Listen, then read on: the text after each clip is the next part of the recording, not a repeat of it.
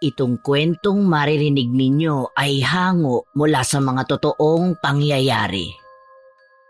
Ako nga pala si Helen, tubong Bohol. Taong 1996 nang lumuwas ako ng Maynila para maghanap ng swerte. Maaga akong nagtrabaho noon para matulungan ng nanay ko. Nagkasakit kasi siya ng malubha. Namasukan akong katulong at hindi naging biro ang buhay ko ron. Madalas kasi kaming pagsalitaan ng amo ko ng hindi magaganda. Sobra rin sa hirap ang trabaho namin. Tiniis ko lang ang lahat ng yon alang-alang sa nanay ko. Pero isang araw, nabalitaan ko na lang na hindi raw maganda ang lagay niya.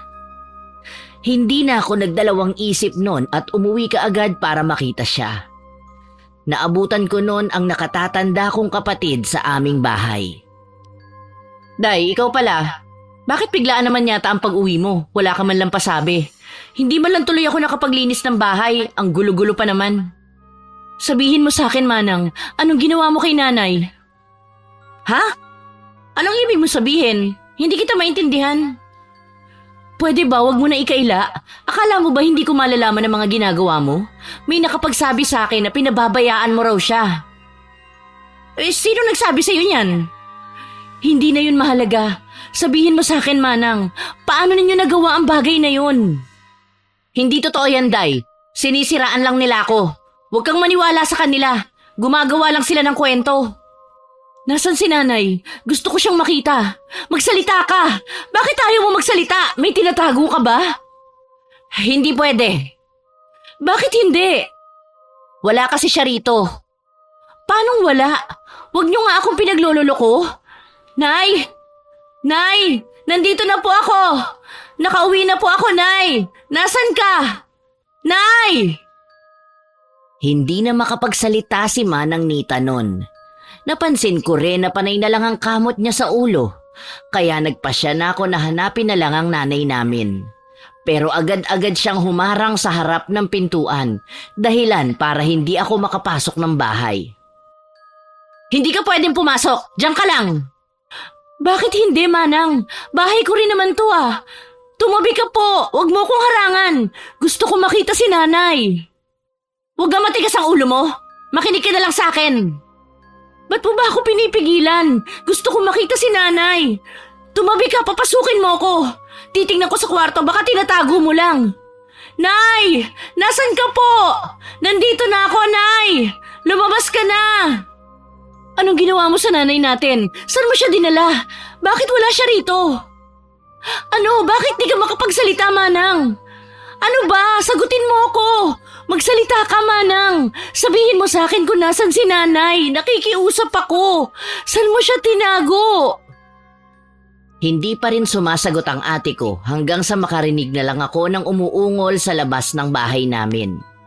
Hahanapin ko na sana kung saan ang gagaling ang tunog pero hinawakan niya na ako bago ko pa magawang umalis para lapitan kung sino ang gumagawa ng ingay na yun. Saan ka pupunta, Day? Wala kang pakialam. Bitiwan mo nga ako. Bakit ang kulit-kulit mo? Sinabi ko na nga sa'yo wala siya rito. May pakiramdam na ako noon na may itinatago siya. Bahagya akong itinulak ang kapatid ko sa kakuhinanap ang ungol na aking naririnig hanggang sa makarating ako sa kulungan ng baboy na nasa likod bahay namin. Nanlaki na lang ang mga mata ko. Nandun kasi sa loob ng kulungan ang nanay namin. Ang dumi-dumi ng lugar na iyon at ang baho-baho. Ang dami kasing nakatambak na mga basura ron. Nasa tabi pa mismo ng mga basurang iyon ang aming ina. Nakahiga siya sa isang katre na parang hindi pinapalitan ng sapin. Nanlilimahid ang itsura niya. Marumi rin ang kumot at unan na ginagamit niya. Parang nadudurog ang puso ko nang makita siya. Sobrang payat niya. Lubog pa ang mga pisngi at litaw na litaw ang mga mata. Parang hindi siya pinapakain ng maayos. Ang gulo-gulo ng buhok. Wala rin siyang maayos na damit at butas-butas pa ang suot niya.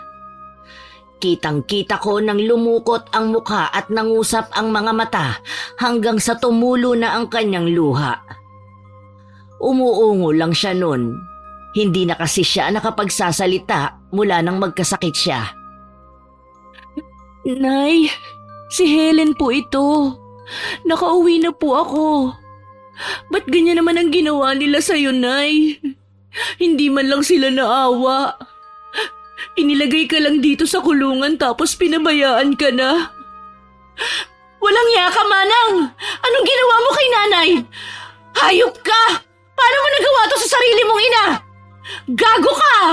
Ibinili ko siya sa'yo kasi ang akala ko aalagaan mo siya. Pero ano tong ginawa mo? Kung itrato mo siya para siyang basura. Magpapaliwanag ako. Ano bang paliwanag ang gagawin mo, ha? Eh huling-huli ka na nga. Ano, magsisinungaling ka na naman? Hindi ka pa nakontento? Ba't ang tapang-tapang mo? Hindi mo na ginalang ang manang mo, ah. Ganyan mo talaga ako kausapin? Paanong hindi ako magagalit, Manang? Eh pinagmukha mo akong tanga. Ang sabi mo sa akin, ayos lang siya. Hindi mo siya pinababayaan. Yun pala, pinapaikot mo lang ang ulo ko. Ang kapal na mukha mo! Day, magdahan-dahan ka nga sa pananalita mo. Bakit? Ano gusto mong palabasin? Na wala akong kwentang anak? Na ikaw lang itong magaling? Bakit? Hindi ba? Hirap na hirap ako sa trabaho tapos pag uwi ko ganito ko siya madadatnan. Parang wala kang pakialam sa kung ano ang mangyari sa kanya. Porkit ba't wala na siyang silbi sa'yo kaya ba itatapon mo na lang siya rito? Bawiin mo ang sinabi mo, Day. Bawiin mo! Hindi mo alam ang sinasabi mo. Ginagawa ko ang lahat na makakaya ko para maalagaan ang nanay natin. Masyado lang ako maraming ginagawa kaya hindi ko siya matutukan. Bakit? Ang akala mo ba nakaupo lang ako rito buong maghapon? Kala mo ba madali lang ang ginagawa ko? May mga responsibilidad din ako. Napapagod din ako. Tingnan mo nga ang itsura niya, Manang. Para siyang basura na itinapon niyo lang dito. Pinababayaan mo lang siya. Paano mo nagawa ito? Hindi ko siya pinababayaan. Hindi ko lang maasikaso ang lahat dahil mag-isa lang naman ako. Hindi mo alam kung anong hirap ko sa kanya. Buti sana kung nandito ka para tulungan ako. Manang, nagtatrabaho ako. Hindi mo alam kung gaano kahirap ang tinitiis ko sa Maynila. Halos magkandakuba na ako sa trabaho. Lagpas-lagpas sa oras ng trabaho ko. Ginagawa ko ang lahat para lang kumita ako ng pera. Para may maipadala ako rito sa inyo at may maipambili ka ng gamot ni nanay. Pero ganito lang pala ang gagawin mo. Bakit? Sa tingin mo ba sapat na yon? Kung makapagsalita ka, kala mo ang laki-laki ng pinapadala mo, ha? Eh kulang-kulang nga sa amin yun. Hirap na hirap pa akong pagkasyahin. Yan kasi ang hirap sa'yo. Kumita ka lang ng pera, kala mo ang galing-galing mo na. Paanong hindi magkukulang? Eh ang sabi nila sa akin, pinangsusugal ninyo ang pera. Ang kapal ng mukha mo. Pinagpaguran ko ang perang yon. Dugot pawis ko yon. Hindi mo alam kung anong hirap ang tiniis ko para makaipon tapos lulustayin mo lang? Kung hindi ka ba naman walang hiya? Sarili mo lang ang iniisip mo, hayop ka! Huwag mo nga akong pinagbibintangan ng ganyan. Bakit? May pruweba ka ba rin sa sinasabi mo? Manang, hindi naman nila sasabihin yun kung wala ka namang ginagawang kalokohan. Diyan ka magaling, ang chumismis. Ba't mas naniniwala ka pa sa kanila kaysa sarili mong kapatid? Ganun na ba kababa ang tingin mo sa akin? Nakapunta ka lang ng Maynila, akala mo kung sino ka na? Minamaliit mo na lang ako. Ikaw na lang ang tama at ako na ang mali. Paano naman ako maniniwala sa'yo, Manang? Eh ganito ang ginagawa mo sa sarili mong ina. Ikaw ang hina-hina talaga ng ulo mo, no? Nagpapaliwanag na nga ako sa'yo pero hindi mo pa rin ako naintindihan. Palibasa, manang-mana ka riyan sa nanay mong inutil. Pareho kayong walang utak. Hindi mahina ang ulo ko. Hindi mo lang talaga ako mapapaikot gaya ng ginawa mo dati. Bistado na kita. Alam ko na ang kawalangyaan mo. Inabuso mo ko. Manggagamit ka. Anong klaseng kapatid ka? Bastos ka talaga, no? Wala kang utang na loob. Wala akong utang na loob sa isang demonyo na katulad mo. Lumayas ka sa pamamahay namin ni nanay. Lumayas ka! Huwag ka nang babalik! Ka! Magsama-sama kayo, mga wala kayong silbi! Umalis nga ang kapatid ko ng araw ding yun. Hindi na siya bumalik. Nabalitaan ko na lang na nagpunta siya ng Davao. Dahil sa mga nangyari ay nagpasya na akong hindi umalis para maasikaso ko rin si nanay. Doon na rin ako naghanap ng mapapasukang trabaho. Kinuha naman akong katulong ng kababaryo namin na si Tita Pining. May anak kasi siyang buntis noon kaya nangangailangan sila ng makakasama sa bahay.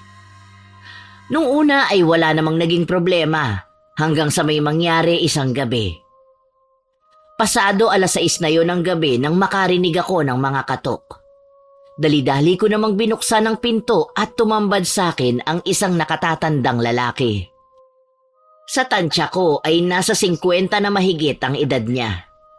Mahaba ang buhok niya, makapal ang mga kilay at malalaki ang mga mata.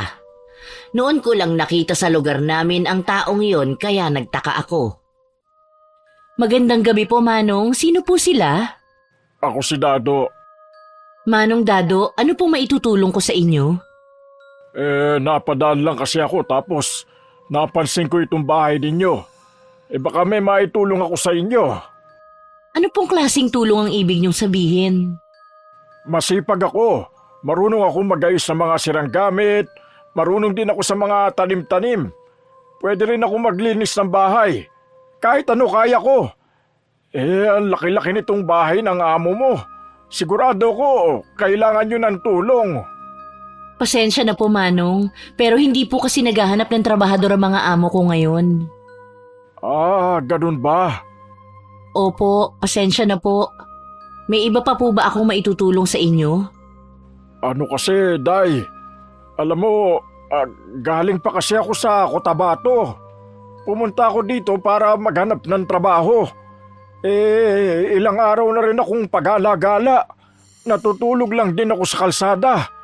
Minsan nga, hindi na ako kumakain eh. Wala kasi akong pera. Baka pwede namang makituloy ako dito sa inyo. Pasensya na po kayo, Manong, pero wala po kasi ang amo ko ngayon. Baka hindi niya magustuhan na magpapapasok ako rito ng kung sino-sino.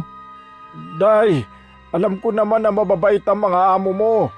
Kaya sigurado ko na hindi sila magdadalawang isip na tumulong sa mga nangangailangan. Mukha ka rin namang mabait kaya pagbigyan mo na ako. Pasensya na po kayo. Hindi po kasi kami nagpapatuloy sa bahay ng mga hindi naman namin kakilala. Alam mo ba, Day? Ilang araw na akong natutulog sa kalsada. Ilang araw na rin akong hindi nakakatulog ng maayos eh. Kaya nagmamakaawa ako sa iyo, Day. Tulungan mo sana ako. Pasensya na po talaga. Wala po talaga akong maitutulong sa inyo. Sige na, Day. Intindihin mo naman sana ako. Kailangan ko lang talaga ng tulong ninyo. Baka kung anong mangyari sa akin dito. Manong, gusto ko po talaga kayong tulungan. Pero ako naman po ang mapapagalitan sa gusto ninyo eh. Hindi ka ba naawa sa akin, Day? Ikaw kaya ang lumagay sa katayuan ko. Ikaw kaya magpalaboy-laboy sa daan para malaman mo kung anong hirap na dinaranas ko. Sige na naman, maawa ka. Hindi po talaga pwede. Anak ka ng teteng! Ano bang mahirap sa hinihingi ko? Bakit hindi mo ako maintindihan? Ay, Manong, huminahon po kayo. Huwag naman po kayo sumigaw. Kasi, ang tigas-tigas ng puso mo. Bakit ba ganito ang ginagawa mo sa akin, ha? Ginawa ko na ang lahat. Nagmakaawa na ako. Hindi mo pa rin ako mapagbigyan? Sinusunod ko lang po ang sinabi sa akin ng amo ko. Hindi naman po ako ang masusunod. Katulong lang po ako rito. Kung ganon, sa kalsada na lang siguro ulit ako matutulog. Magtitiis na lang ako. Wala namang may gustong tumulong sa akin eh. Ang sasama kasi ng ugali ng mga tao rito. Mga walang konsensya. Pasensya na po talaga. Nagtataka talaga ako sa ikinilos ng taong yun. Pero inintindi ko na lang siya kaya hindi ko na pinatulan. Pag-alis niya ay sakto namang pagdating ni Manang Pining galing sa trabaho. Nakasalubong niya ito sa daan habang paalis. Day, sino ang matandang yon? Dayo po, tita, galing daw po ng Mindanao. Naghahanap po siya ng matutuluyan. Nagtatanong po siya kung pwede raw ba rito sa inyo. Anong sabi mo? Sabi ko po hindi. Tama lang ang ginawa mo. Mahirap na kasing magtiwala ngayon lalo na sa hindi naman natin kilala. Saka hindi ko gusto ang taong yun, parang may kakaiba sa kanya na hindi ko maipaliwanag. Ano po ang ibig niyo sabihin? Masama ang kutob ko. Mukhang hindi siya gagawa ng mabuti. Hindi naman po siguro. Huwag naman po natin siyang husgahan agad. Nakakaawa nga po siya eh. Sana nga mali ako. Sa susunod, wag mo nang iiwang nakabukas ang gate para hindi kung sino-sino ang nakakapasok. Simula nun ay kung ano-ano na ang mga nangyari sa baryo namin na mahirap ipaliwanag. Naaalala ko pa ang mga chismis na kumakalat ng mga panahong yon sa lugar namin. Sa tuwing pumapasok ako sa trabaho, ipinapakisuyo ko sa pinsan kong si Lorna ang nanay ko para bantayan habang wala ako. Mabait ang pinsan ko at wala naman siyang ginagawa kaya pumayag na rin. Day, papasok na ako ah. Ikaw na muna ulit ang bahala kay nanay. Oo, Manang Helen. Huwag ka mag-alala. Sige, salamat talaga. Ay, Manang, sandali lang. May nakalimutan pala akong sabihin sa'yo. Bakit? Anong problema? Alam niyo na po ba ang mga bali-balita ngayon? Tungkol saan? Naaalarma raw kasi ang mga kababaryo natin. May pusa kasi silang namamataang pagala-gala tuwing gabi. Pusa lang naman pala. Ano naman problema ron? Hindi raw ordinaryong pusa yun. Malaki raw, singlaki raw ng isang aso, tapos ang itim-itim daw. Tapos ang narinig ko pa, mabangis daw yun at nanunugod. Ilan na nga raw sa mga kababaryo natin ang inatake nun. Kalokohan. Paano naman magkakaroon ng ganong kalaking pusa? Kahit kailan wala pa ako nakitang ganon. Gumagawa na naman sila ng mga kwento. Talaga naman ang mga tao wala silang magawa. Yun po ang sabi ni Mang Teteng. Ang sabi niya pa nga, aswang daw yun. Kailangan mo mag-ingat, Manang. Lagi pa namang gabi na kung umuwi ka. Nagpapapaniwala ka naman sa matandang yun. Alam mo naman na loko-loko yun. Wala na nga yung ibang inatupag kundi ang maglasing eh. Sigurado ako nakainom na naman ng matandang yun kaya kung ano-ano na naman ang pinagsasasabi. Nagsasabi raw siya ng totoo. Ang sabi niya raw nakita niya yon isang gabi na galing siya sa bukid. Nung una raw may narinig siyang kakaibang tunog. Tapos napansin na lang niya yung pusa na umaaligid sa mga bahay. Natakot daw siya talaga. Ganun na ganun daw ang mga kwento sa kanya nung bata pa siya sa Bacolod. Kaya hindi siya pwedeng magkamali. Hindi talaga ako naniniwala sa mga sabi-sabi pero dumadalas na kasi ang mga nangyayari sa lugar namin na kahina-hinala talaga. Hindi ko na rin naiwasang matakot nun hanggang sa ako na mismo ang makaranas ng kakaiba isang gabi. Sinamahan ko si Tita Pining noon na maningil ng mga pautang niya. Medyo ginabi na kami ng uwi nun. Habang naglalakad kami sa daan ay may napansin kaming kakaiba. May lalaki kasi sa daan na ang bilis-bilis ng takbo. Papalapit siya sa amin. Narinig din namin siyang sumisigaw. Para siyang takot na takot. Nagulat na lang ako nang malapit na siya. Siya rin kasi yung matandang nakausap ko na nagmamakaawa. Tulong! Tulungan ninyo ako! Ay, bakit po Manong? Ano pong problema? Tulungan ninyo po ako! May umahabol sa akin! Sino po? Hindi tao! Isang pusa na malaki! Sobrang tapang! Parang nauulol! Anong sinasabi mo? Anong pusa? Ikaw dong nababaliw ka na ba? Hindi ako nagsisinungaling! Nakita ko talaga yung pusa! Ang itim-itim niya tapos sinlaki pa siya ng aso! Sinugod niya ako! Natakot talaga ako! Ano ka ba dong kung ano-ano na lang ang sinasabi mo? Totoo yun! Nakita ko nga mismo! Parang balak niya akong kainin! Tita, ganun din po yung mga sabi-sabi ng mga tao. Totoo ba yung sinasabi mo? Opo, tita. Tulungan mo ko! Baka patayin niya ako! Nakikiusap po ako sa inyo! Mabuti pa po, Manong. Pumunta kayo ng barangay natin. Sigurado po ako na matutulungan kayo ni Kapitan. Manahimik ka! Bakit mo ba ako tinuturuan? Mas marunong ka pa sa akin ah! Bigla na namang nagbago ang ugali ng matandang lalaki kaya nagulat kami ni Tita Pining. Kung titigan niya pa ako ay ubod ng sama. Hindi ko talaga alam kung bakit siya biglang nagalit. Ha? Nagmamalasakit lang naman po ako sa inyo. Hindi ko kailangan ng malasakit mo! Huwag ka nga nakikialam! Hindi naman ikaw ang kinakausap ko ah! Na bang tulong ang kailangan mo, Dong? Kung maaari sana Manang, doon na muna ako makituloy sa inyo. Mapanganib na po kasi talaga dito. Pasensya ka na dong, gusto naman kitang tulungan. Pero hindi pwede yung hinihingi mo. Maawa na po kayo sa akin, Manang. Hindi ko na po alam ang gagawin ko. Hindi talaga pwede. Ano ba dong, bitiwan mo ako? Bitiwan mo ako sabi eh.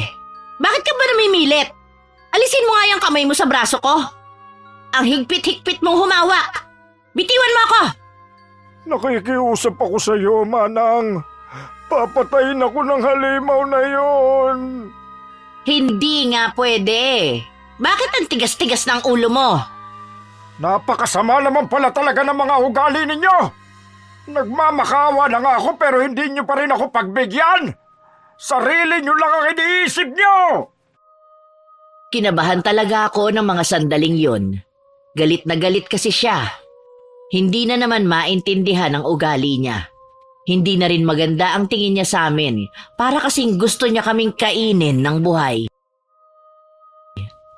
Bakit ganyan ka naman kumakatingin? Itigil mo nga yan. Pasensya na po kayo, Manong. Aalis na po kami. Mag-iingat na lang po kayo, ha? Pasensya na po talaga. Sus, Ginoo, natakot talaga ako sa lalaking yun, Day.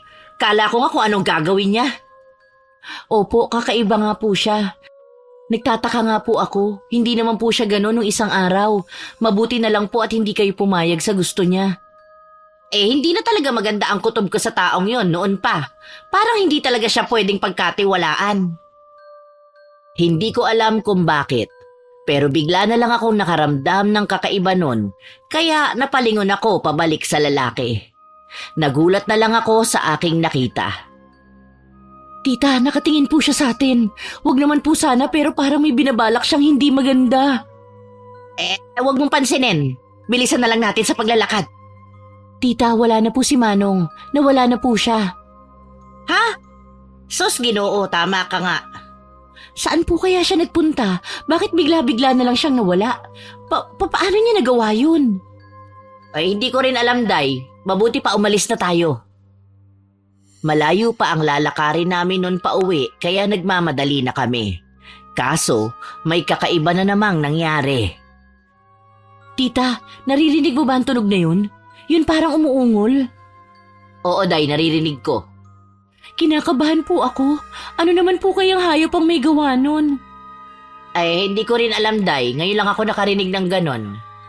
Hindi po kaya yun ang sinasabi ng lalaking yun na pusa? Ano ka ba, Day? Huwag ka nga magsalita ng ganyan. Habang patagal ng patagal ay lalo pang lumalakas sa mga ungol na naririnig namin. Ganun na nga lang ang kaba ko nun, pati si Tita Pining ay kinakabahan na rin. Dinoble na namin ang bilis ng paglakad pero parang pakiramdam ko ay mabagal pa rin dahil na rin siguro sa malakas na kabog ng aming mga dibdib. Hanggang sa may bigla na lang lumitaw sa harapan namin, isang pusa na sobra ang laki. Napakaitim ng balahibo niya, gaya sa balat ng paniki. Pulang-pula naman ang mga mata niya. Wala pa akong nakitang ganon. Sobrang nga akong natakot. Sus, Ginoo ko! Anong klaseng nilalang yan? Tita, totoo nga po ang sinasabi nilang pusa. Day, paalisin mo ang pusa na yan. Ngayon na. Ano po? Hindi ko po kaya, tita. Natatakot po ako. Ano naman ang ikinatatakot mo sa pusang gala na yan? Tita, ang sabi po kasi nila, aswang daw po yan. Tumigil ka nga, Day. Kung ano-ano na naman ang sinasabi mo. Yun po ang narinig ko, tita. Hindi po ako nagsisinungaling. Basta paalisin mo na siya. Dalian mo na. Pero tita... Ano ka ba? Sinabi ko na kang paalisin mo na eh. Pinapaalis ko naman po pero imbis na lumayo umaangil pa ang pusa na parang galit na galit. Ayan po naglalakad na palapit sa atin. Huwag mo siyang hayaan na makalapit sa atin. Pigilan mo siya. Layas pusa! Umalis ka rin sa dadaanan namin. Alis na! Chupi! Tita! Ayaw po niyang umalis. Ano pong gagawin natin, tita? Hoy pusa! Lumayas ka! Akala mo ba'y natatakot kami sa'yo? Lumayas ka! Lumayas kang hayop ka! Layuan mo kami! Shoo!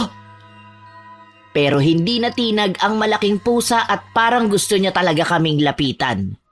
Nanlilisik na ang kanyang mga mata at lumalabas na rin ang matutulis na ngipin. Nakita ko rin ang mga kuko niyang naglalabasan na para bang gustong mangalmot. Ayaw mo talagang umalis, ha? Humanda ka! Ano pong gagawin ninyo? Baka kalbutin ka po! Masama na ang kutob ko nun. Bigla na lang kasing dumampot si Tita Pining ng bato. Tapos tumingin siya sa pusa na parang balak niyang batuhin. Pero isa yung malaking pagkakamali. Bago pa niya makuhang batuhin ng pusa ay sinugod na siya nito. Sinagpang siya ng pusang yun. Sobrang diin ang pagkakakagat niya sa tita ko.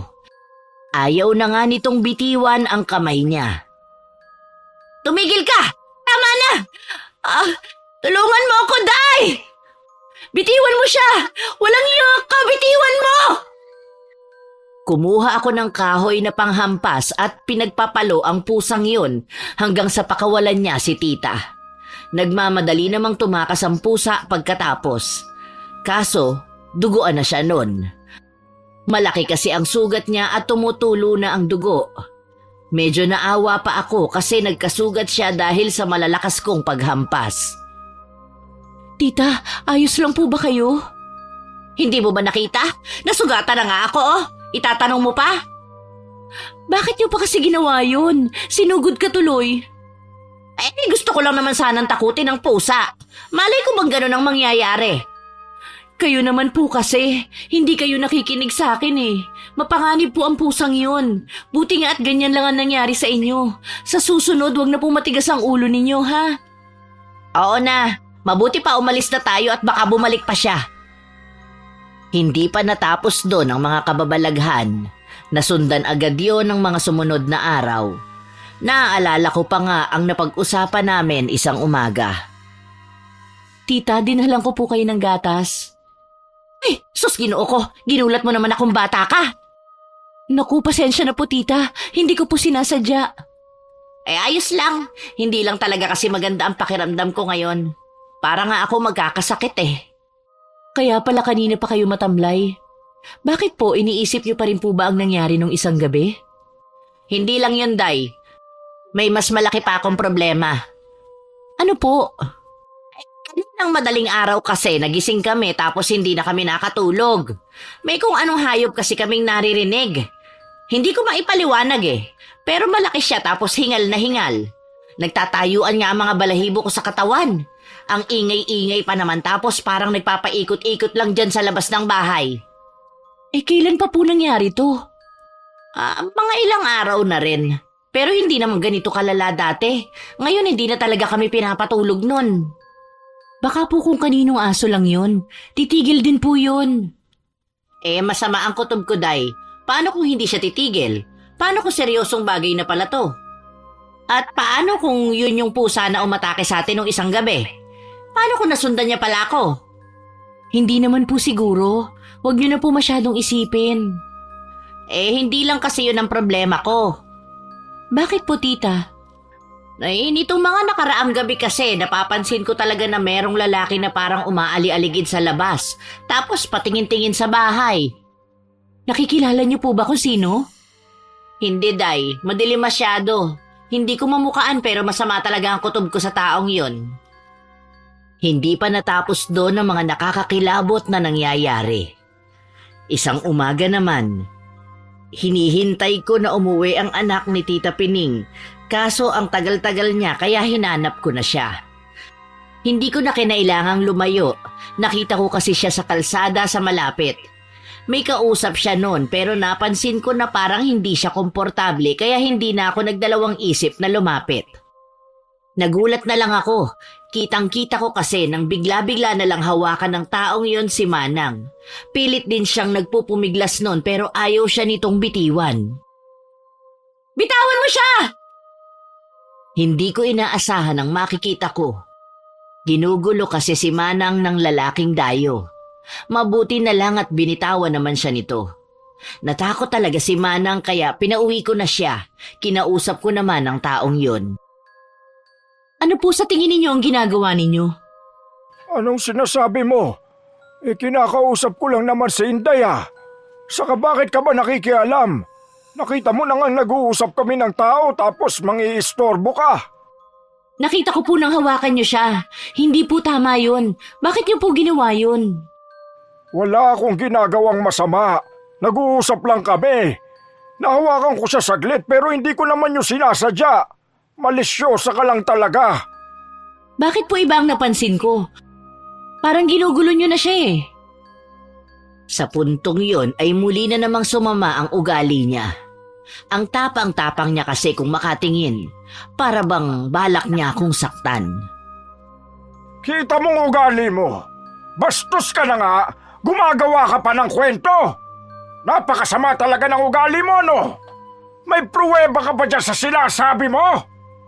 Huminahon po kayo. Nagtatanong lang naman po ako eh. Hindi po kasi maganda ang nakita ko kanina. Wala akong pakialam kung ano man ang nakita mo. Pero para dun lang, hinusgahan mo agad ako. Kung makabintang ka, parang sama-sama akong tao. Wala po akong intensyon na ganun. Ang sakin lang po, Parang yun ang gusto mo palabasin pasensya na po kayo kung ganun po ang naramdaman nyo. Hindi ko po sinasadya. Bakit nyo po ba kasi siya kinakausap? Ano po bang kailangan nyo sa kanya? Hindi mo na yung kailangan malaman. Sa susunod nga, huwag kang pakialamera. Nagmamadali na siyang umalis na para bang naiinis sa akin. Nang mga sandaling yon, kinutuban ako na may mga hindi nga tama sa taong yon. Lalo pang lumakas ang hinala ko nang makausap ko si Manang Marina. Pinipilit daw kasi siya ng matandang lalaki na sumama sa kanya. Isang gabi, pasado 6:00 na noon nang mapansin namin na tahol ng tahol ang mga aso sa labas. Inutusan ako ni tita na sawayin sila. Hindi sumagi sa isip ko ang makikita ko. Nando na naman kasi ang lalaki at para siyang nagtatago sa mga halaman. Ikaw na naman? Anong ginagawa mo riyan? Manahimik ka nga. Ba't bang ingay-ingay mo, ha? Paano naman po ako hindi mag-iingay? Ginulat niyo ako. Ano bang ginagawa niyo riyan? Ano naman ngayon sa'yo? Ikaw babae ka? Ang hilig mo talagang makialaman, oh. Wala ka talagang ibang magawa sa buhay mo. Tigil-tigilan mo nga ako. Anong hindi ko kayo pakikialaman hindi naman tama yung ginagawa ninyo? Sino bang matinong tao ang magtatago dyan ng ganitong oras? Sinabi ng manahimik ka eh. Gusto mong tahiin ko yung labi mo? Nagsasabi lang po ako ng totoo. Kung ayaw nyo palang napagsasabihan kayo, umayos-ayos kayo. Kung pwede po, umalis na kayo. Sino ka para utusan ako? Isa ka lang namang katulong ah. Kung makaasta ka para kung sino ka. Manong, ayoko po makipag-away sa inyo, kaya kung pwede lang, umalis na po kayo ngayon din para hindi na po tayo magkaroon ng problema. Kundi mapipilitan po ako na isumbong kayo. Buwisit ka talagang babae ka! Ito ang tandaan mo ha. May araw ka rin sa akin. Tandaan mo yan! Kinabahan ako sa banta niya. Hindi kasi maganda ang dating nun sa akin, lalo na't marami na siyang ginagawang nakakaalarma. Hindi ko talaga naalis sa isip ko ang mga sinabi niya. Lalo namang tumindi ang panggugulo ng matanda sa mag-ina. Tandang-tanda ko pa nga ang ikinuwento sa akin ni Tita Pining ng sumunod na araw. Talaga po, tita? Ginulo niya na naman kayo? Oo, hanggang ngayon nga kinakabahan pa rin ako sa ginawa niya eh. Luko-luko talaga yung taong yun eh. Parang wala talaga siyang balak na tantanan kayo. Ano po bang nangyari? Mga 8:00 ng gabi, lumabas lang ako ng bahay noon para magpahangin. Tapos nagulat na lang ako, bigla niya akong nilapitan. Gulat na gulat talaga ako. Ano po ang ginawa ninyo? Natakot ako ng sobra noon, kaya dali-dali akong bumalik sa loob. Lalapit pa sana siya sa akin. Mabuti na lang at naisara ko agad ang pinto. Tapos ang sabi pa niya, papasukin ko raw siya. Paulit-ulit, galit na galit siya. Pinaghampas niya pa nga yung pinto, parang gusto niyang sirain. Mabuti na lang po at walang masamang nangyari sa inyo. Oo nga pero kinabahan talaga ako. Kahit si Manang mo natakot din. Hindi nga kami nakatulog kagabi kaiisip. Paano po kaya siya nakapasok sa gate ninyo? Yun na nga ang hindi ko malaman. Baka umakyat siya sa bakod. Pero matataas naman po ang mga bakod ninyo. Paano niya po kaya nagawang akyatin ng mga yun? Isa lang ang naiisip kong paraan. Ano po? Magagawa niya yon kung hindi siya ordinaryong tao. Ibig niyo pong sabihin, Hindi kaya aswang siya, Day? Di ba sabi mo hindi siya taga rito? Paano kung lumipat siya rito sa atin para makapambiktima? Nagtayuan lahat ang mga balahibo ko sa sinabi niya. Nanlamig din ang buo kong katawan dahil sa takot. sigurado po ba kayo? Hindi, pero malakas talaga ang kutob ko. Nung una pa lang hindi na talaga ako palagay sa taong yun. Kung totoo po ang hinala ninyo, kailangan niyo po na mas mag-ingat. Lalo na po si Manang. Baka kung ano pa ang gawin niya sa susunod. Tama ka. Mabuti pa siguro kung pabalikin ko na lang siya ng Maynila. Doon na muna siya sa Manang Sol niya. Mas ligtas sila ron ng apo ko kaysa rito. Hindi na nagtagal sa baryo namin ang anak niya dahil pinapunta niya agad dito sa Maynila. Ang akala ko nga ay matatahimik na ang lugar namin noon. Hindi ko alam na doon pa lang pala magsisimulang magbago ang buhay ko. Naaalala ko pa ng mabuti ang mga nangyari isang gabi. Medyo natagalan bago nakauwi noon si Tita Pining.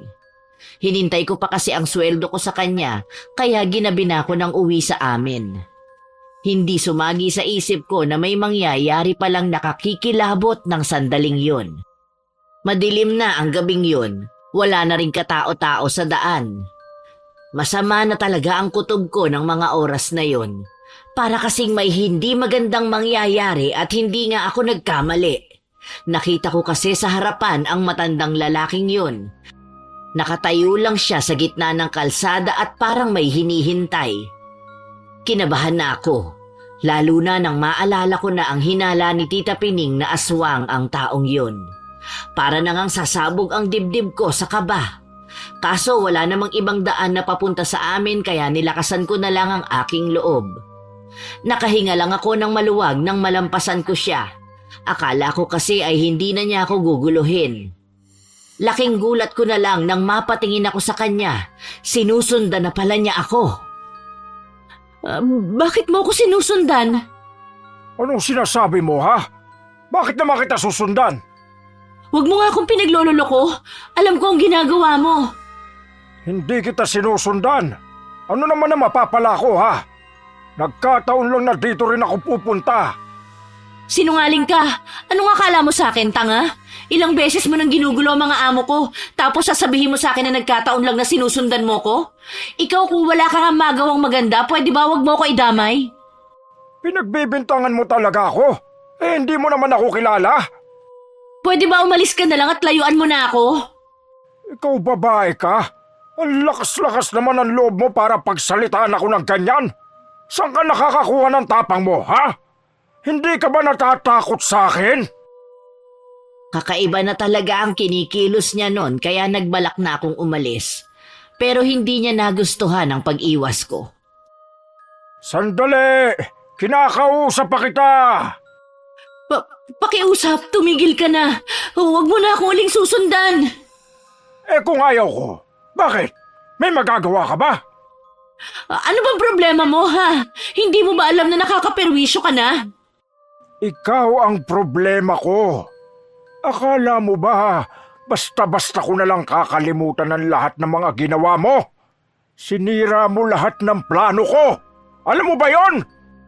Hindi kita naiintindihan. Nagmamahang-mahangang ka pa talaga, ha? Wala talaga akong alam dyan sa sinasabi mo. Kaya kung pwede lang, tumigil ka na at lubayan mo na ako. Binilisan ko na talaga ang takbo ko noon. Hindi nga ako tumigil hanggat hindi ako nakakauwi sa amin. Sobra kasi akong nabahala sa kanya. Pagka-uwi ko ng bahay ay sinalubong ako ng pinsan ko.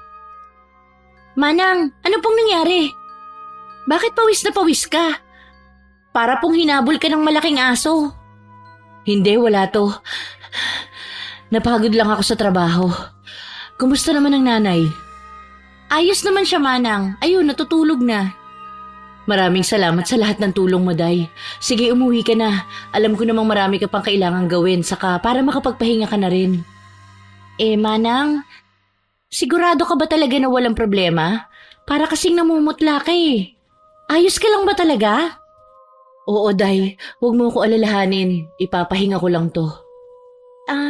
Kung ganun po, tutuloy na ako. Sige, mag-iingat ka pa uwi ha. Hindi pa nakalalayo ang pinsan ko nang marinig ko siyang para siyang takot na takot. Panay ang sigaw niya sa akin kaya napalabas ako nang wala sa oras. Bakit, Day? Anong problema? Manang, may tao kasi ako napansin kanina lang. Nandiyan siya sa labas, parang nakatingin siya rito. Kinilabutan ako sa sinabi niya. Sumagi rin agad sa isip ko ang taong yon. Muli na naman akong ginapangan ng takot. Ay, sigurado ka ba riyan sa sinasabi mo? Oo, Manang. Hindi ako pwede magkamali. Kilala mo ba kung sino? Hindi. Hindi ko masyadong naaninag ang mukha niya. Mabuti pa tingnan na lang natin kung sino. Sigurado ka ba riyan, Manang? Paano po kung masamang tao yun? Huwag kang matakot. Hindi naman natin pwedeng baliwalain kung nandyan nga siya sa labas. Tara na. Nakaalis na yata siya. Pero Manang, sigurado ako sa nakita ko. Oo, naniniwala ako sa'yo. Alam ko naman na hindi ka gagawa ng kwento. Sige Manang, aalis na rin ako. Ayaw mo ba na dito na lang muna matulog? Hindi na. Sige, kung yun ang gusto mo.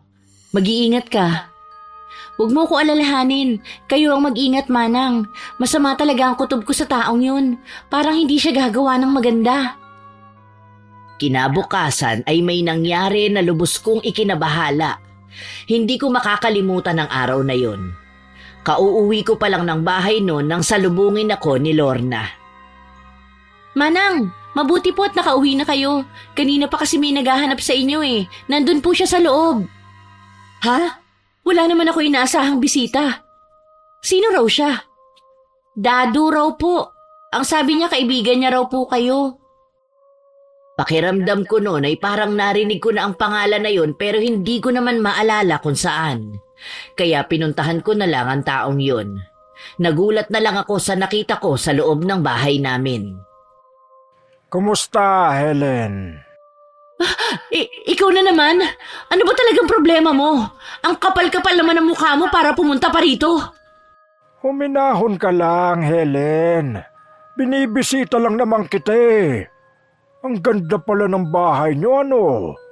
Siguro, masarap tumira dito. Ano bang kailangan mo, ha? Yung nanay mo, napansin ko na parang mahina siya. Anong sakit niya? Walang yaka. Wag na wag mo siyang pakikialaman. Layuan mo siya. Sinasabi ko talaga sa'yo. Ano ka ba, Helen? Nagtatanong lang naman ako. Kung makapagsalita ka naman eh, para namang may gagawin akong hindi maganda sa kanya. Walang yaka. Walang yaka talaga. Napakasungit mo naman. Ganyan mo ba itatrato ang kaibigan mo, Helen? Hindi ako nakikipagbiruan sa'yo. Mabuti pa umalis ka na ngayon din. Kundi tatawag ako ng tanod. O siya, sige Helen. Babalik na lang ako sa susunod. Kinilabutan ako sa sinabi niya. Naalala ko kasi ang ginawa niya sa amo ko. Walang duda na kaya niya ring gawin yon sa amin. Alalang-alala talaga ako ng mga sandaling yon. Kinabukasan, agad-agad kong kinausap ang pinsan ko tungkol sa nangyari. Daya, alis na ako. Babantayan mong mabuti si nanay, ah. Oo, Manang. Akong bahala rito. Huwag kang mag-alala. Huwag kang basta-basta magpapapasok ng kahit sino dito sa bahay. Lalo na kung di mo naman kilala. Bakit? May problema po ba? Tungkol ba ito dun sa nangyari nung isang araw? Oo, tama ka. Sino ba talaga ang taong yun? Bakit siya nangungulit? Hindi ko rin alam, Day. Pero kakaiba talaga ang taong yun. Mag-iingat kayo sa kanya. Hindi siya pwedeng pagkatiwalaan. Pag tinangka niyang pumunta rito, palayasin mo siya agad. Maliwanag ba? Oo, Manang. Ako nang bahala. Dali-dali ko rin kinausap si Tita Pining tungkol sa bagay na yon nang marating ko ang bahay nila. Tita, hindi na po ba kayo ginugulo ng lalaki? Hindi na, Day. Simula nang makaalis na rito ang manang mo. Hindi ko na siya ulit nakita. Umalis na yata yon. Mabuti na rin yon. Simula kasi nung dumating siya, nagkagulo-gulo na ang buhay natin. Siya ang may dala ng lahat ng malas. Kaya nga po, Ba't mo pala natanong? May problema ba? paano po kasi sa amin naman siya nangungulit? Nagpupunta po sa bahay. Anong sabi mo, Day? Kung gayon, ikaw naman ngayon ang ginugulo niya. Sigurado ka ba riyan? Opo, siya po talaga yun. Hindi po ako pwedeng magkamali. Luko-luko talaga ang taong yun. Wala na siyang ginawang tama. Ano naman kaya ang balak niya sa'yo at ikaw naman tong ginugulo niya? Hindi po maganda, tita. Nung nakausap ko po kasi siya, galit na galit siya. Parang balak niya pong gumanti sa akin.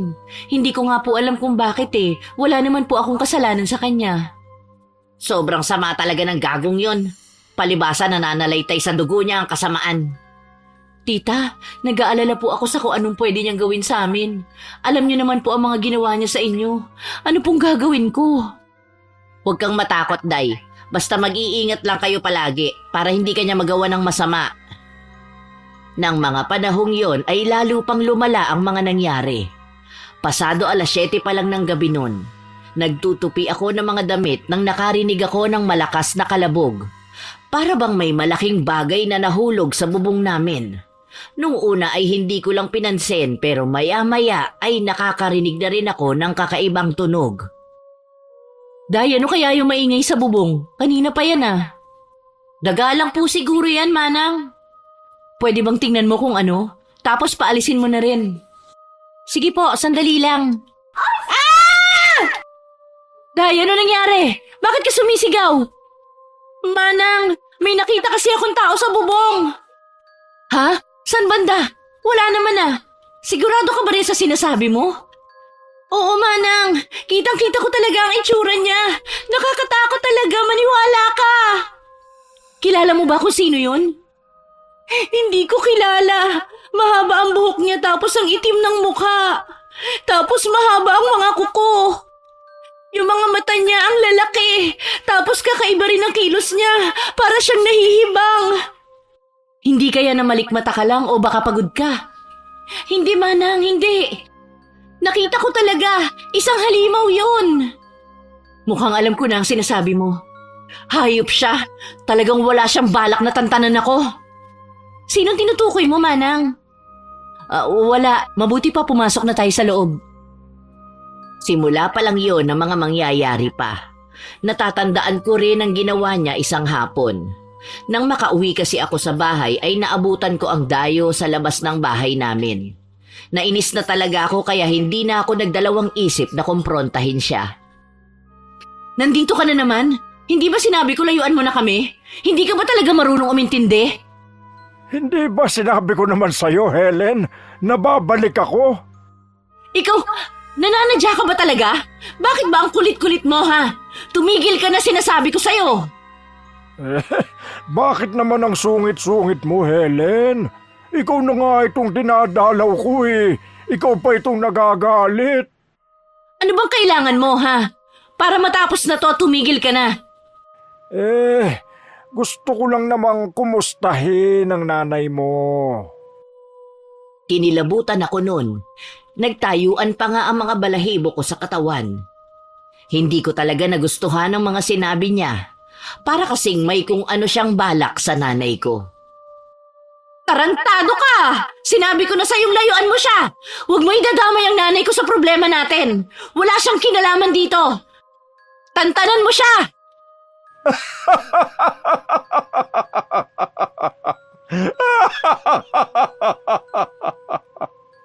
Anong nakakatawa? Manong, parang awa mo na. Layuan mo ang nanay ko. Kung ano man ang balak mo sa kanya, huwag mo nang ituloy. Nakikiusap ako sa'yo. Pero hindi pa rin niya ako kinausap. Tawa lang talaga siya ng tawa. Para siyang wala sa sarili. Nasundan pa ang panggugulo niya ng sumunod na araw. Hinding-hindi ko malilimutan ang ginawa niya. Nasa bahay lang ako ng araw na yon. Wala kasi akong trabaho nun. Manang, ayos ka lang ba? Parang malalim po kasi ang iniisip mo. Hindi, wala to. Iniisip mo pa rin ba ang lalaking yun? Ay, oo eh. Nag-aalala kasi ako sa sinabi niya nung isang araw. Natatakot ako, Day. Parang may kung ano siyang bala kay nanay. Bakit naman niya po babalakan ng masama si Tia? Hindi mo kasi siya kilala. May mga ginagawa talaga ang taong yun na mahirap ipaliwanag. Tinatakot ka lang niya siguro. Huwag ka masyado mag-alala. Hindi, Day. Hindi mo naiintindihan. Hindi lang siya basta nananakot. Masama talaga ang pakiramdam ko sa mga kilos niya. Hayaan mo. Magiging maayos din ang lahat. Sana nga. Nang walang ano-ano'y biglang umiyak ng malakas si nanay sa kwarto. Kinabahan talaga ako noon kaya agad-agad ko siyang pinuntahan. Nakita ko siya na parang hindi mapakali. Sobra-sobra nga ang pag-aalala ko noon sa kanya. Nay, bakit po? May masakit po ba sa inyo?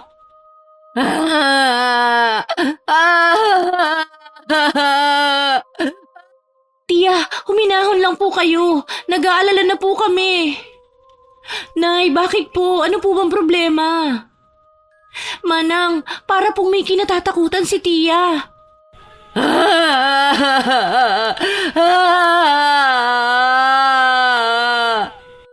Nay, wag po kayo matakot. Nandito lang po kami ng apo ninyo. Hindi po namin kayo pababayaan. Manang, parang tinuturo niya po ang bintana. Doon ako kinutuban ng masama. Dali-dali naman akong kumilos at nilapitan ng bintana. Hinawi ko ang kurtina at doon nga'y tumambad sa akin ang taong yun. Nanlamig talaga ang buo kong katawan sa takot. Parang kanina pa kasi siya nakasilip sa amin. Lalo namang lumakas ang iyak ng nanay ko. Ano sa tingin mo ang ginagawa mo, ha? Bakit ka nandyan? Bakit hindi ka umiimik? Ano bang kailangan mo? Umalis ka nga riyan. Itigil mo nga yung pagsilip-silip mo rito. Sagutin mo ang tanong ko. Anong ginagawa mo riyan? Sobrang tigas talaga ng ulo mo. Hindi ka talaga titigil? Manang Helen, anong gagawin mo? Diyan ka lang, bantayan mo si nanay. Dumiretso ako sa kusina namin at kumuha ng kutsilyo saka ako lumabas ng bahay para harapin ang taong yun. Kahit kumakabog sa kaba ang dibdib ko, tinapangan ko ang pagharap sa kanya. Wala kaming ibang aasahan kundi ang mga sarili namin kaya ayokong magpakita ng kahinaan. Walang yaka? Anong binabalak mo sa nanay kong tarantado ka? Tinitingnan ko lang naman ang nanay mo, Helen. Si Raulo! Sinabi ko na sa'yong layuan mo siya! Ano ba talagang gusto mong hayop ka? Gusto ko lang siyang malapitan. Pwede ba? Manigas ka! Hindi ako papayag na gawin mo yun! Bakit nagagalit ka na agad? Nagtatanong lang naman ako eh. Pwede ba? Wala akong panahon sa mga kalokohan mo. Tumigil ka! Umalis ka na ngayon at baka hindi ako makapagpigil masaksak pa kita! Sa tingin mo ba, Helen, kaya mong gawin yon? Hinahamon mo ba ako? Binabalaan kita, ha? Huwag mo nang hintayin na magalit ako. Umalis ka na!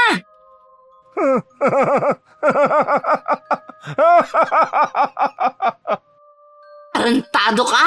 Ginagalit mo ako? Sinugod ko siya kaso bago pa ako makalapit sa kanya ay umupo na siya sa lupa na parang aso. Sa pagkakataong din yun ay nagbago na naman ang kilos niya.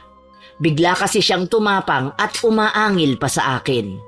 Para siyang isang asong ulol na mangangagat. Hindi ko alam kung ano ang ginagawa niya pero hindi pa rin ako nagpatakot. Sinaksa ko siya kaso dumaplis lang sa braso niya. Hindi niya rin yun ininda. Hinawakan niya rin ako ng mahigpit sa kamay ko. Parang mababali na sa sakit ang kamay ko noon. Hanggang sa hindi ko na makaya at mabitiwan ko na ang kutsilyo. Wala na akong kalaban-laban sa kanya noon kaya tumakbo na ako. Kaso hinila niya ako sa buhok kaya hindi ko na nagawa. Panay ang sigaw ko sa kanya na bitawan niya ako. Parang wala talaga siyang balak na bitiwan ako, lalo pa kasing lumalakas ang paghila niya. Para na ngang mabubunot ang anit ko sa sobrang sakit. Hindi ko na nga alam ang gagawin ko noon. Tulong! Mga kapitbahay! Tulungan niyo po kami! Hindi pa tayo tapos, Helen. Pabalikan kita. At sa susunod, kukunin ko na talaga ang nanay mo.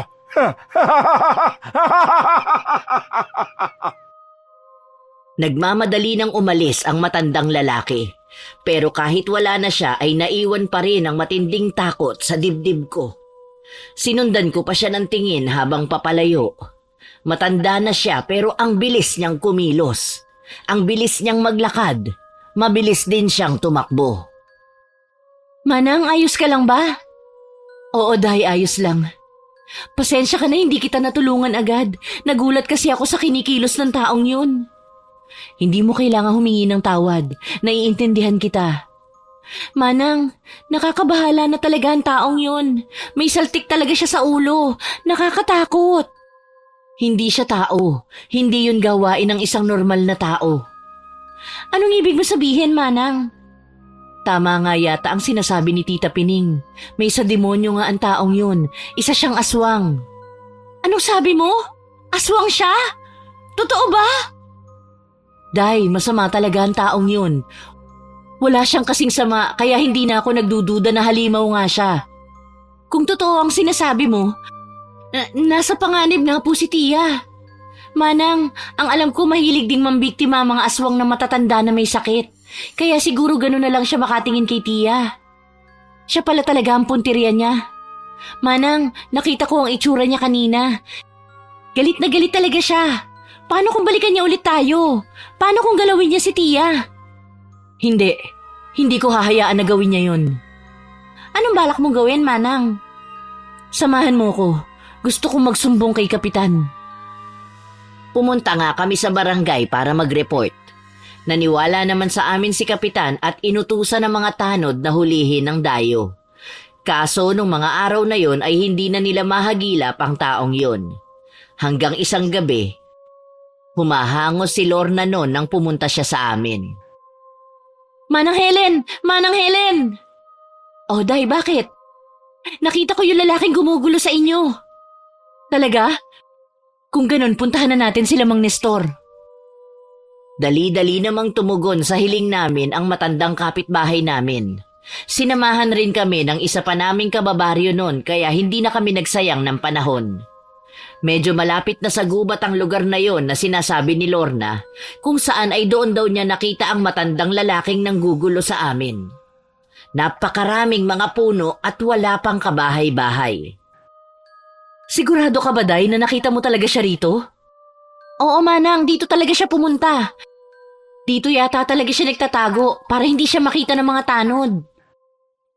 Nagsimula na kaming maghanap. Hindi naman nagtagal nang mapansin ni Mang Nestor ang isang lalaki sa damuhan. Hindi nagkamali si Lorna. Nakita kong lumabas mula sa makakapal na damo ang matandang lalaki. Kung tumingin pa nga siya sa akin noon ay parang gusto niya akong kainin ng buhay. Kinakabahan talaga ako noon. Anong kailangan ninyo? Siya po yan! Hulihin niyo na po siya bago pa po siya makatakas. Sumama na lang po kayo sa kanila, Manong. Hindi! Wala kayong karapatan na gawin ito!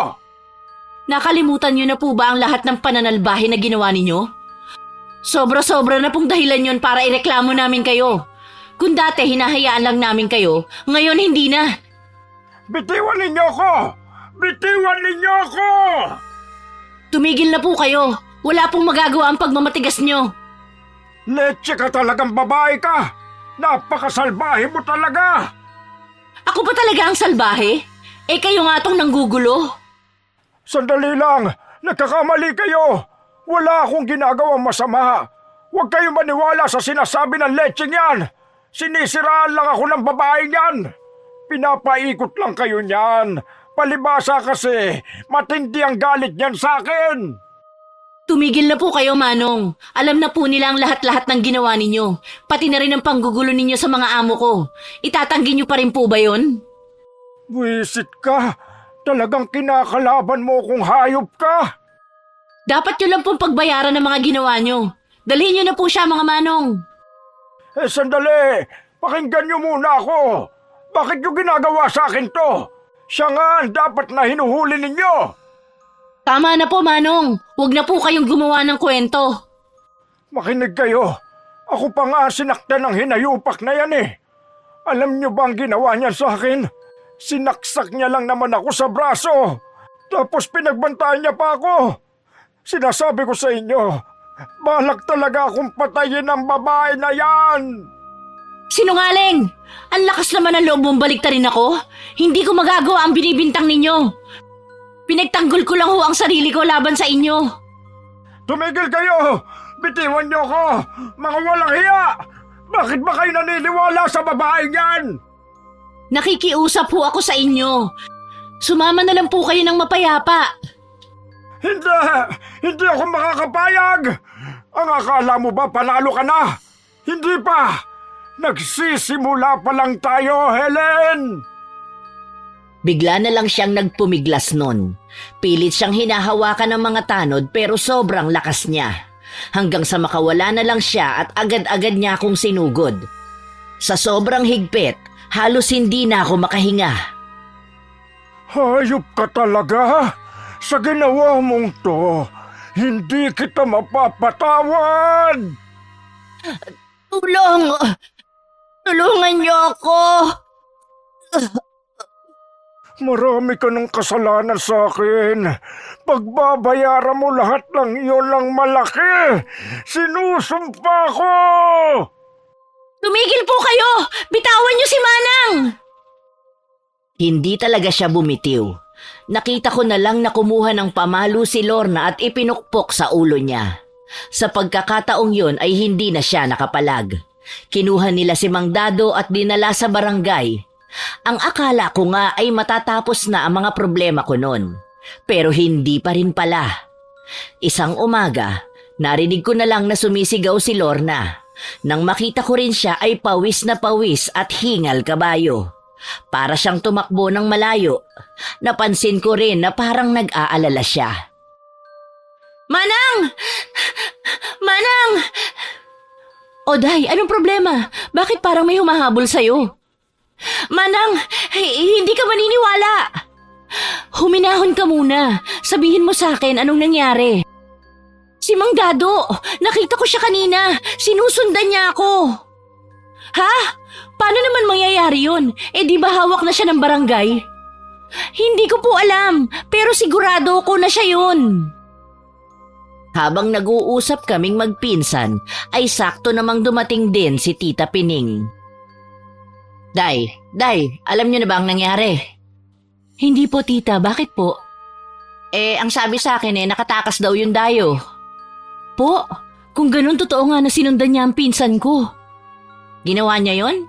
Walang iya talaga ang taong yon. Balak niya pa yatang isa-isahin kayo ah. Paano po nangyari yon tita? Hindi po ba marami silang nagbabantay sa kanya? Ba't naman hinayaan lang nila siyang makatakas? Alam naman nila kung gaano kadelikado ang taong yun.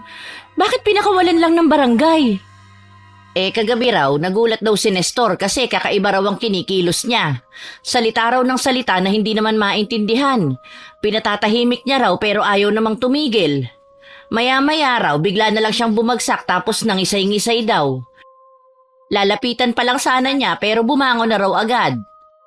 Sinubukan daw niyang pigilan pero ang lakas daw niya, itinulak lang siya. Nakatakas daw pero hinabol nila hanggang sa makarating sila sa gubat. Kaso bigla na lang nawala, hindi na rin nila alam kung saan nagpunta.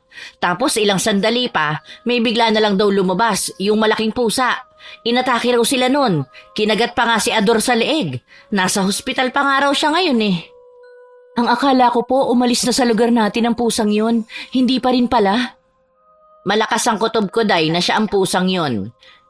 Nagsimula lang naman manggulo ang pusa nung magpakita rin siya sa lugar natin eh. Manang, natatakot ako. Paano po kung balikan niya ulit ako? Sigurado nagalit siya sa akin dahil sa ginawa ko.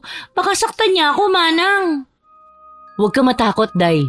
Poprotektahan kita. Hindi ko hahayaan na masaktan ka ng taong yun. Pero anong gagawin natin? Mag-iisip ako ng paraan. Maghahanap din ako ng makakatulong sa atin. Huwag kang mag-alala. Lumapit ako noon sa isang matandang manggagamot sa kabilang baryo. Tinuruan niya naman ako ng mga proteksyon na gagawin. Binigyan niya rin ako ng mga pangontra. Pero sa kabila ng mga ginawa naming pag-iingat, ay hindi pa rin tumigil ang mga panggugulo sa amin. Nagising na lang ako isang gabi dahil sa mga ungol. Agad akong nakaramdam ng kaba nun. Malahalimaw kasi ang mga tunog na yun. Para namang galit na galit ang kung sinong gumagawa nun. Nagising na rin si Lorna nun dahil sa sobrang ingay. Manang, gising ka pa ba? Oo, Day. Manang, naririnig mo ba yun? Huwag kang maingay. Huwag mo nalang pansinin. Matulog ka na ulit. Nakinig naman sa akin ang pinsan ko. Sinubukan ko na ring matulog nun pero kahit anong pilit ko ay baliwala. Hanggang sa magulat na lang kami dahil may nagkalampagan sa labas ng bahay. Ang lakas na talaga ng kabog ng puso ko nun. Manang, ano yun? Shh! Huwag kang maingay. Dito ka lang. Titingnan ko. Manang, mag-iingat ka. Dahan-dahan akong bumangon at pumunta sa sala namin. Takot na takot talaga ako nun pero pilit kong nilakasan ang loob ko at lumapit sa bintana namin. Sumilip ako ron at nanlaki ang mga mata ko sa natunghayan ko. Kitang-kita ko kasi ang mapupulang mata na nasa labas. Parang mata yun ng demonyo. Halos maiyak na nga ako noon sa tindi ng takot ko. Buong gabi kaming hindi nilubayan ng halimaw na yun. Hindi na nga kami nakatulog ng pinsan ko. Kahit nga umaga na ay balisang-balisa pa rin kami sa nangyari. Day, hindi ka man lang ba kakain? Wala pa akong gana, Manang. Masama kasi ang pakiramdam ko. Para nga akong magkakasakit eh. Naku, Day, hindi pwedeng ganyan. Ano na lang ang sasabihin sa akin ng tatay mo na pinababayaan kita? Kumain ka kahit na konti lang. Paano naman ako makakakain, Manang, sa lagay natin? Manang, sigurado ako na si Mang Dado ang nakita mo kagabi. Huwag ka nga mag-isip ng ganyan. Hindi siya yun. Malamang kung anong hayop lang yun na naligaw rito sa atin. Manang naman, ano pa bang pruwebang kailangan mo nakita mo na nga ang halimaw na yun? Huminahon ka lang, Day. Paano ko hihinahon, Manang? Palagi kong inaalala kung anong pwedeng gawin sa atin ng demonyong yun. Manang, sigurado ko napapatayin niya tayo. Manang, natatakot ako. Huwag kang matakot. May mga proteksyon tayo. Hindi ka niya masasaktan. Sige na, kumain ka na, Day. Kahit na konti lang, sige na. Wala talaga akong gana. Lalabas na muna ako para magpahangin. Sige. Nag-aalala talaga ako sa pinsan ko, lalo pa nang bigla-bigla na lang siyang sumigaw habang nasa bakuran.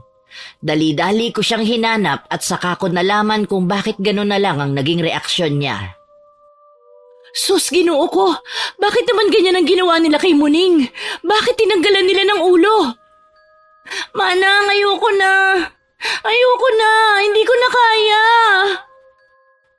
Niyakap ko na lang siya ng mahigpit nun. Hindi ko na rin kasi alam ang sasabihin ko sa kanya.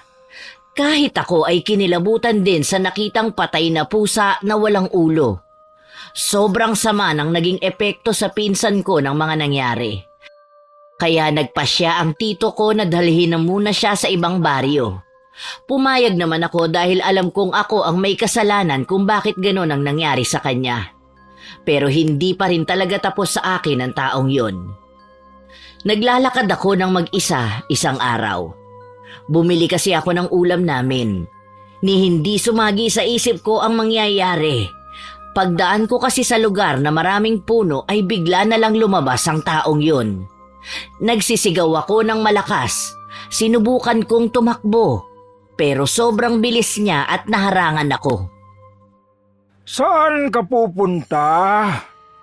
Diyan ka lang! Huwag kang lalapit! Tulong! Tulungan niyo ako! Ano ka ba? Walang makakarinig sa'yo dito. Parang awa mo na. Tigilan mo na ako. Nakikiusap ako sa'yo. Ikaw talaga, Helen. Ngayon na nga lang ulit tayo nakita eh. Pinapaalis mo na agad ako. Mag-uusap na muna tayo sandali.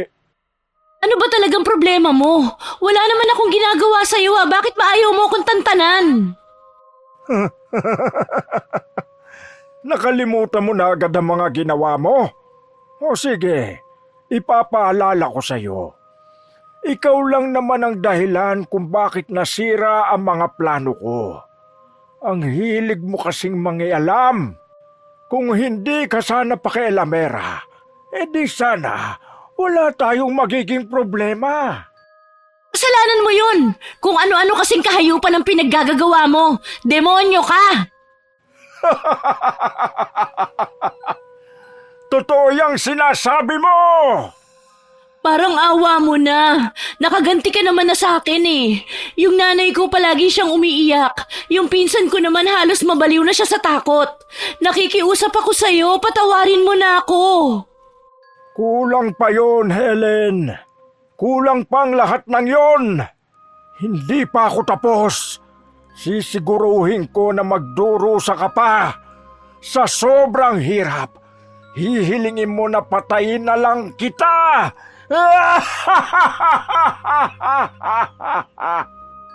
Napakasama mo talaga. Napakatapang mo pa rin, Helen. Sa kabila ng lahat, talagang hindi ka pa rin natatakot. Pero tignan natin kung hanggang saan niyang tapang mo. Walang iya ka. Ano na naman binabalak mo? Hayop ka! Malalaman mo rin. Tinutuon niya ang mga banta niya. Nangyari yon isang gabi.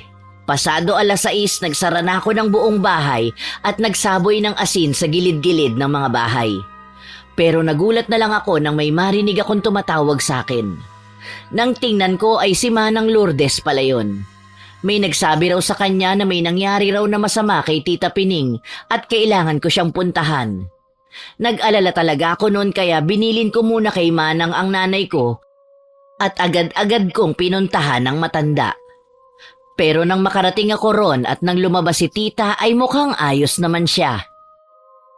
Ano ba yung sinasabi mo, Day? Ayos lang ako. Ang sabi po sa akin ni Manang Lourdes, may umatake po sa inyo. Wala! Hindi ba't sabi ko naman sa'yo na wala nang gumugulo sa akin? Hindi mo na ako kailangang alalahanin. Ganun po ba? Hindi ka na nadala sa babaeng yun. Di ba mahilig talaga yun sa mga chismis? Kahit anong chismis papatulan niya kahit na hindi totoo. Sige po, uuwi na po ako. Iniwan ko kasi ang nanay ko sa kanya eh. O sige na, umuwi ka na. Sa susunod, huwag ka nang maniniwala ron.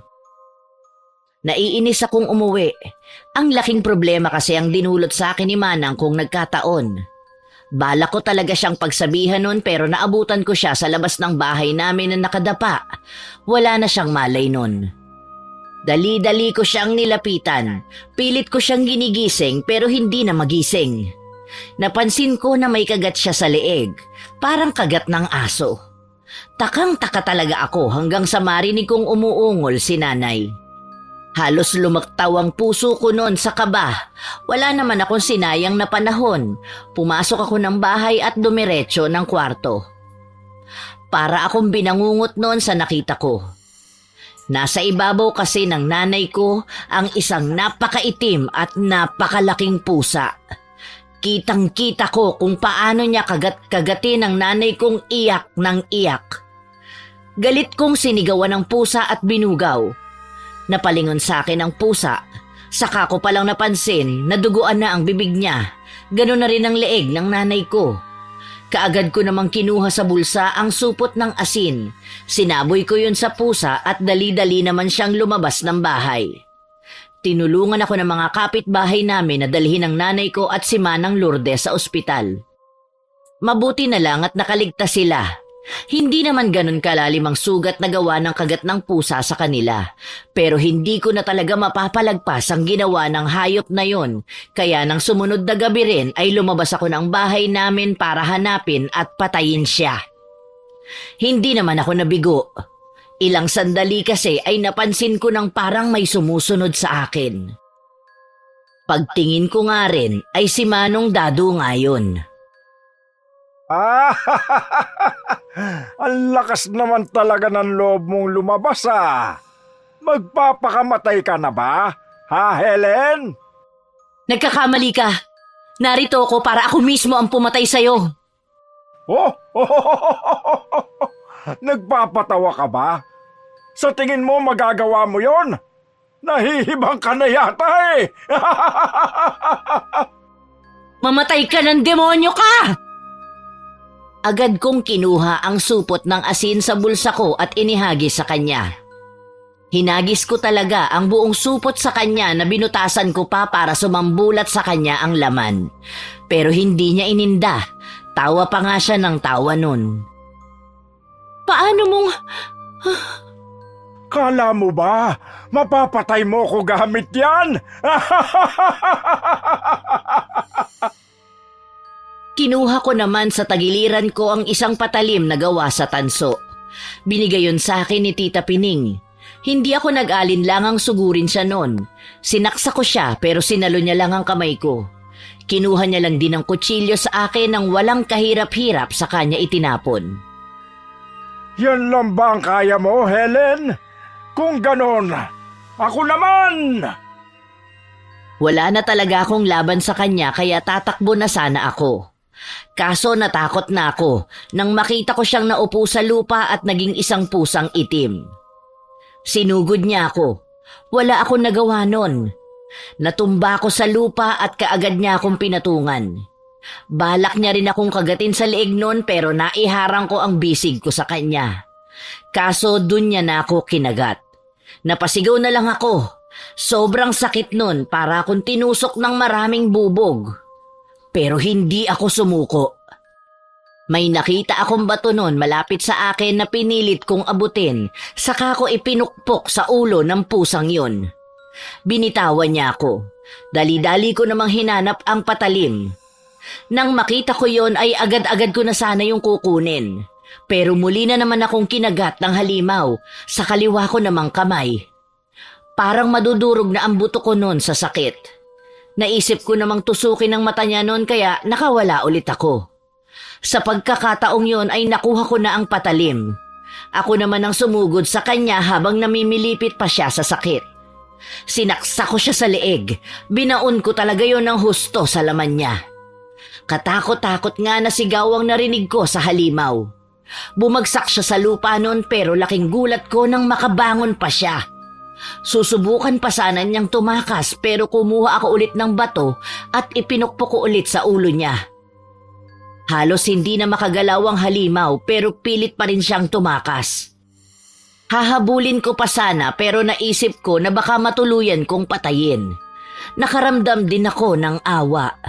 Pero naisip kong kapag sinugod pa niya kami ulit ay talagang tutuluyan ko na siya. Naisip kong natuto na rin ng leksyon ang matandang aswang na yon na parang wala na talaga sa sariling pag-iisip. Nang ikwento ko yon kay Tita Pining ay nagalit talaga siya sa akin. Nababaliw na raw ako pero maswerte akong hindi ako napahamak. Noon ko palang naisip na grabe talaga ang ginawa ko. Tumigil na ang mga kababalaghan sa baryo namin simula nun. Nakabalik na rin sa baryo ang pinsan ko at naging maayos na ang lagay niya. Unti-unti ring gumaling ang nanay ko sa sakit niya. Hanggang sa magawa na rin niyang makaupo at makapagsalita. Hindi na rin naulit ang mga nakakikilabot na mga karanasang yun at mula noon ay hindi na talaga nagbalik ang matandang lalaki. Hindi ko alam kung ano na ang nangyari sa kanya. Kung namatay man siya, wala na akong pakialam. Siguro ay dapat lang yun sa kanya kaysa naman makapambiktima pa siya ng iba. Marami pong salamat sa pagbabasa ng liham ko, Lola Telang. Ako po ulit ito. Si Helen.